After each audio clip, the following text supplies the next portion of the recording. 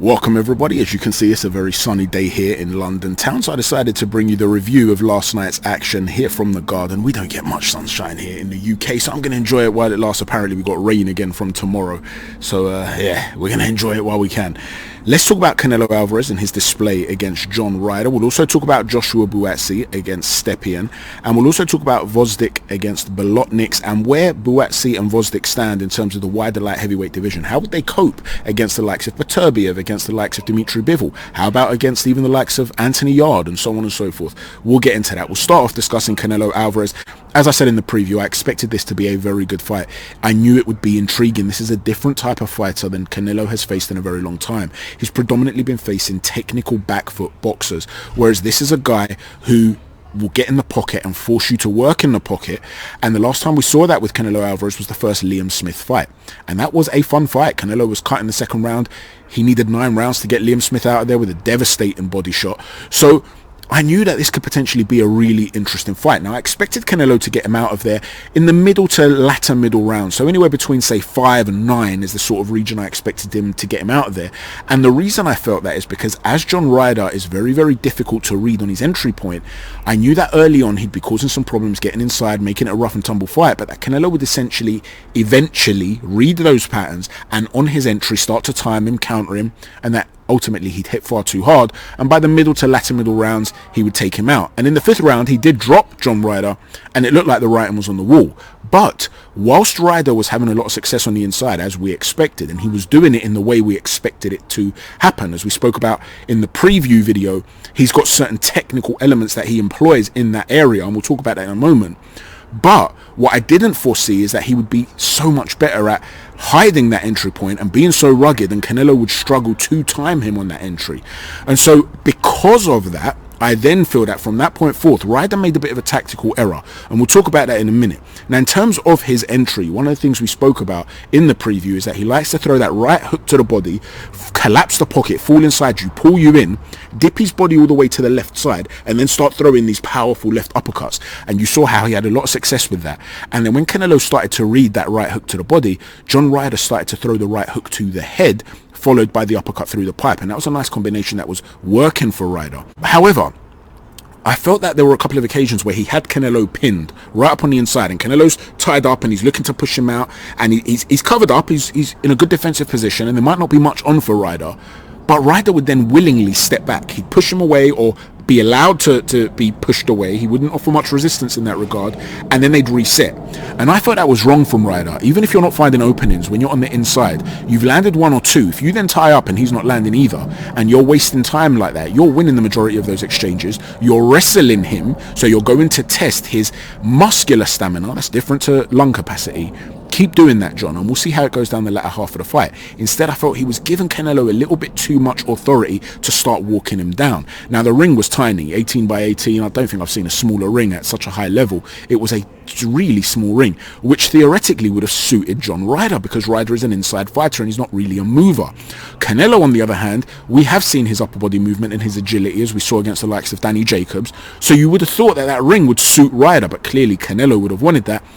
I don't think he expected that Ryder would have been as rugged and as durable as he was. So he figured, listen, if we make it a phone booth fight, I'll break this guy down and I'll get him out of there. It didn't quite play out like that though, right? So the opportunity was there for Ryder to really keep it into an inside game, but more often than not, he was forced on the back foot. And you know that Canelo, with those little micro movements of upper body movements, something we've spoken about in the past, he'll dip forward and then not throw, or as he'll dip forward, he'll shoot that jab, or dip forward and then not do anything. And as he's pulling out, he'll throw the jab off the beat. He's so unpredictable, he's hard to read. And all those little feints, that upper body movement, makes it whereby you're in a position where you're worrying about biting and reacting. Do I punch? What if he counters me with something? He lands big things early on to make you doubt yourself. Now, John Ryder did have a very good defense. He was very, very careful with that right hand positioning. But additionally to that, what Canelo started to do is start to throw these throwaway left jabs in order to step around and line up the backhand. And when he was going to throw that backhand, he'd throw it with mean intentions. But there was a slight loop on it, a slight bend. And what Ryder did would start to hold up that left hand in a great position, really well positioned, and back out and sometimes turn with the shot as well. And so as that right hand was coming with a loop, he'd more often than not catch it. And you would hear the commentators talk about how even when he's blocking it, the power's carrying through, and you can see how that would hurt. It would hurt, but he's still blocking it, right? And so Canelo's throwing a lot of big shots, a lot of big effort is going into those, and they're not really landing flush. Now, Canelo being the elite level fighter that he is, I think he spotted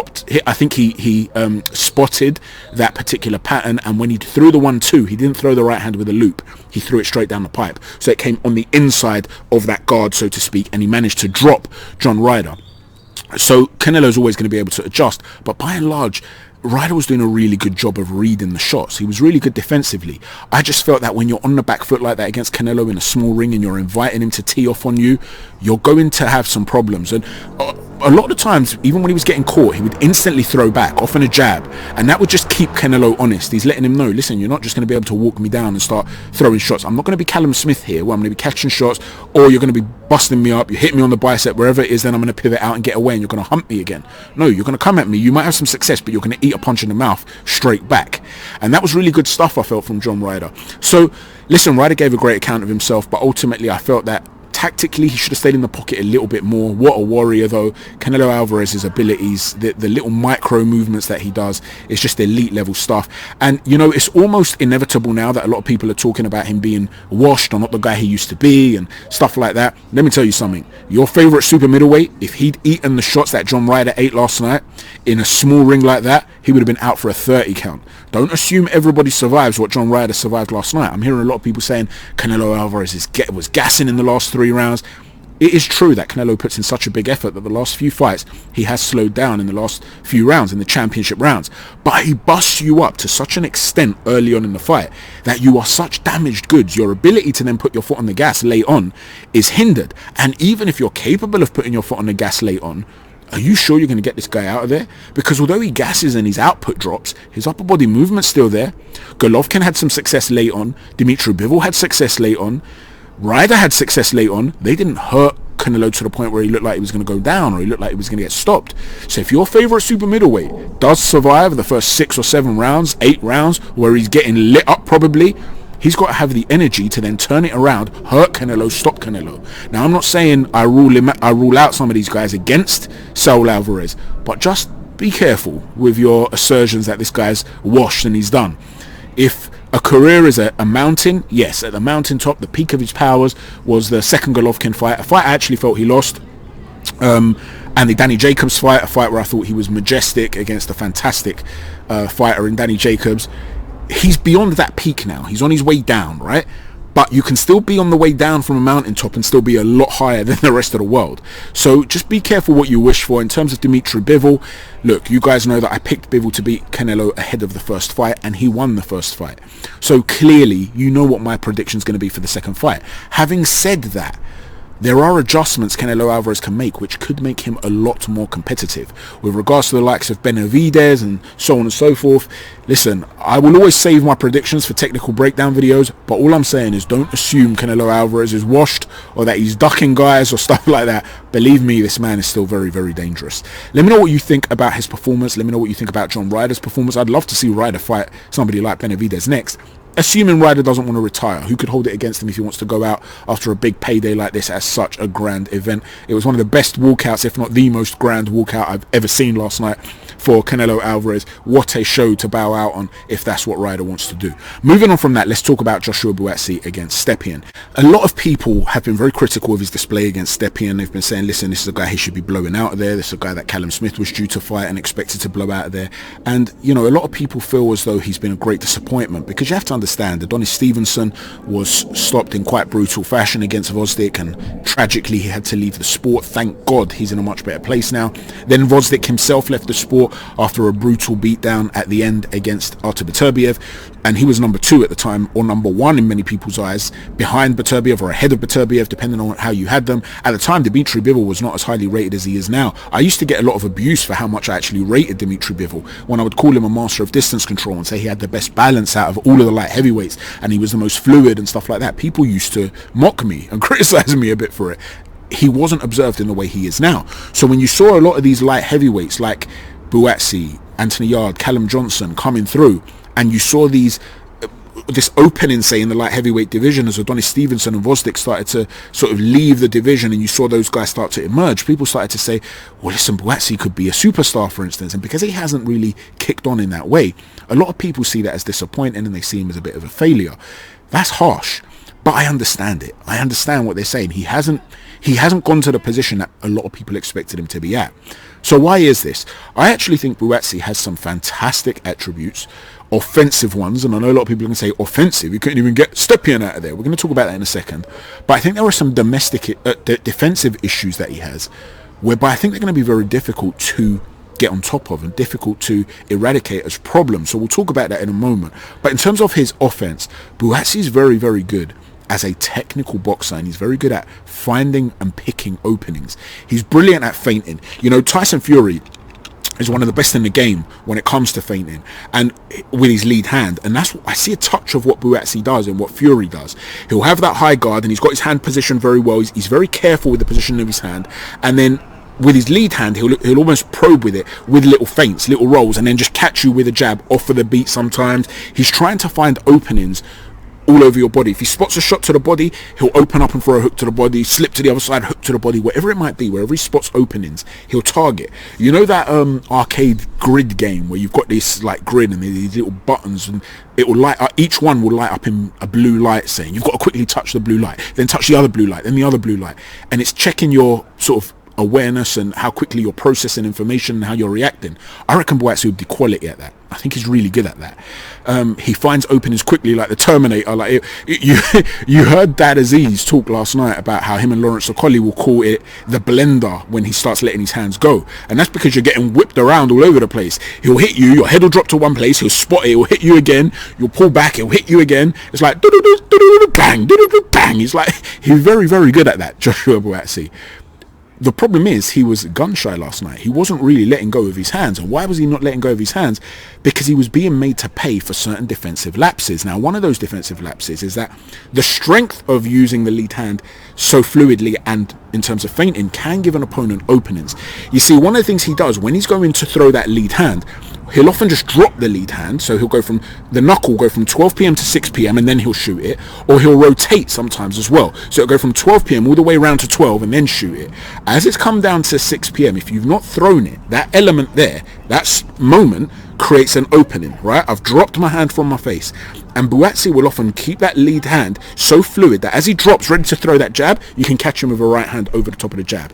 And Stepien was spotting that, and he was throwing that, and he was landing. And the problem that Buatsi has is that I don't think his reflexes are actually that good. There are a lot of shots where if you bypass that guard and the good hand positioning that he's got, because he does use the right hand very well to parry shots and catch shots as well, if you bypass that, you will hit him in the head.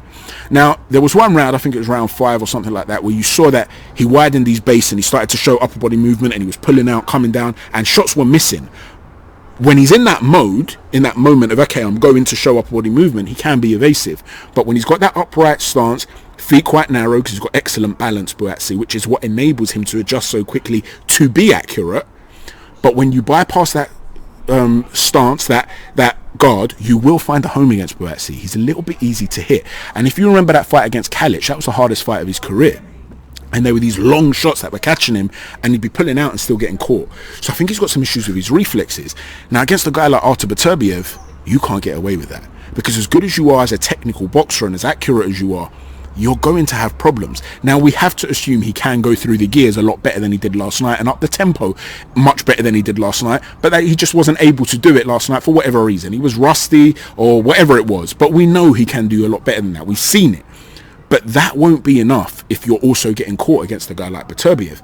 Against Dimitri Bivol, however, I think he gives a much better account of himself. And like I said, I've been a long time fan of Bivol's. I was rating him when nobody was talking about Dimitri Bivol.